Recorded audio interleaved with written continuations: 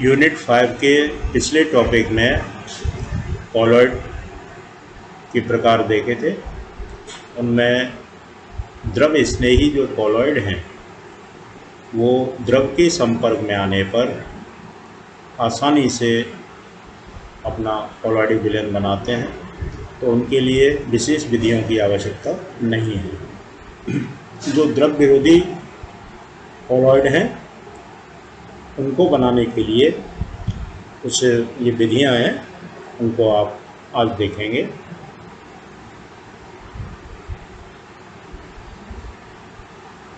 पहली है संघनन की विधियां।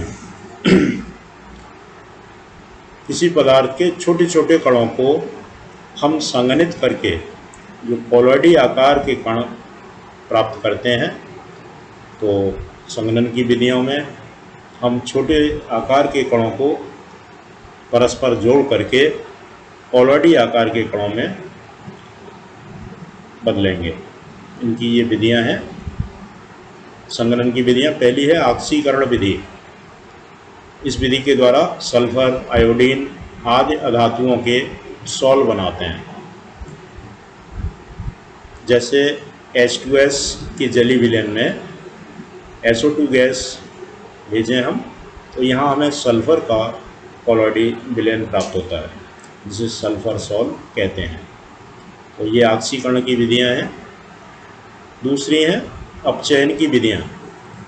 इन विधियों में कॉपर, Ag, Au, Pt आदि धातुओं के कॉलॉइडी विलयन बनाते हैं। जैसे यहाँ हमें सोने का कॉलॉइडी विलयन बनाना है, गोल्ड सॉल्व, तो उसके लिए ऑरिक क्लोराइड, इसके विलयन में स्टेनस क्लोराइड मिलाते हैं, तो हमें गोल्ड सॉल्व प्राप्त होता है, जिसे पर्पल ऑफ कासियस कहते हैं। संघनन की तीसरी विधि है जल अपघटन की विधि। इसमें FeAlCr आदि के हाइड्रोक्साइड या ऑक्साइड के कॉलॉइडी विलयन बनाते हैं। जैसे फेरिक क्लोराइड के, इसको पानी में लेंगे तो यहाँ में फेरिक हाइड्रोक्साइड का कॉलॉइडी विलयन प्राप्त होता है।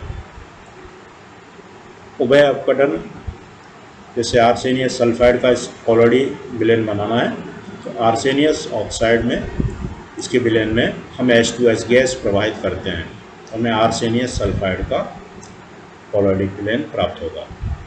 इसके अलावा विलायक विनिमय, जैसे कोई पदार्थ है, सल्फर है, एल्कोहल में इसका वास्तविक विलयन बना हुआ है।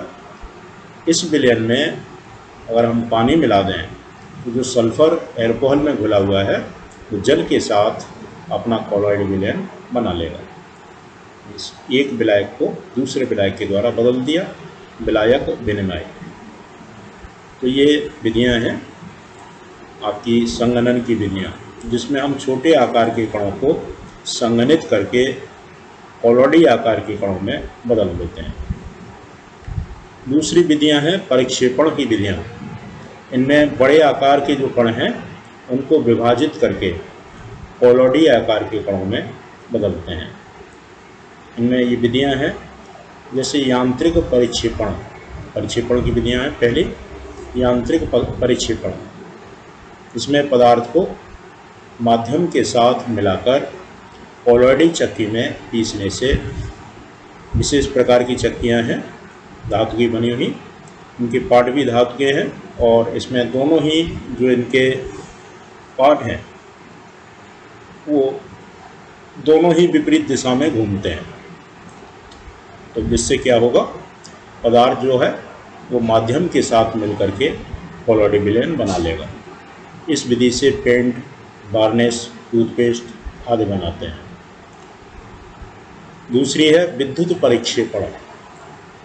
जैसे हमें यहाँ कॉपर, Ag, Au, Pt जो धातुएं हैं, इनमें से किसी का कॉलॉइडी विलयन बनाना है, तो उस धातु की जो छड़ें लेकर के और उनको डाइल्यूट NaOH या KOH विलयन में रखते हैं और इस विलयन को ठंडे जल में रखेंगे और उसके बाद दोनों छड़ों को विलयन के अंदर टच कराने पर विद्युत आर्क उत्पन्न होती है। मीन्स जो छड़ की जो धातु है वो वाष्प के रूप में आती है और ठंडे जल में जो रखा हुआ है विलयन, तो इस कारण से वाष्प जो है वो जल में संघनित हो जाएगी और उसका सॉल बन जाएगा। तो ये विद्युत परिक्षेपण।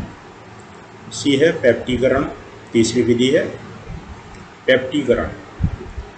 इसमें क्या है कि कोई ताज़ा बना अवक्षेप है, जैसे फेरिक हाइड्रोक्साइड का हमारे पास अवक्षेप है, बना लिया हमने। उस अवक्षेप में फेरिक क्लोराइड विलयन मिलाया तो इसको मिलाने से लाल रंग का कॉलॉयडी विलयन बन जाता है, फेरिक हाइड्रोक्साइड। तो इसी को हम पेप्टीकरण कहते हैं। पेप्टीकरण क्या है? किसी ताज़ा बने अवक्षेप में उपयुक्त वैद्युत अपघट्य मिलाकर, उपयुक्त वैद्युत अपघट्य वो होगा जिसमें एक आयन कॉमन है जो इसमें है, जैसे इसमें Fe है, यहाँ भी Fe, ये कॉमन होगा। तो इससे उपयुक्त वैद्युत अपघट्य मिलाने से हमें कॉलॉयडी विलयन प्राप्त होता है। इसे हम पेप्टीकरण कहते हैं।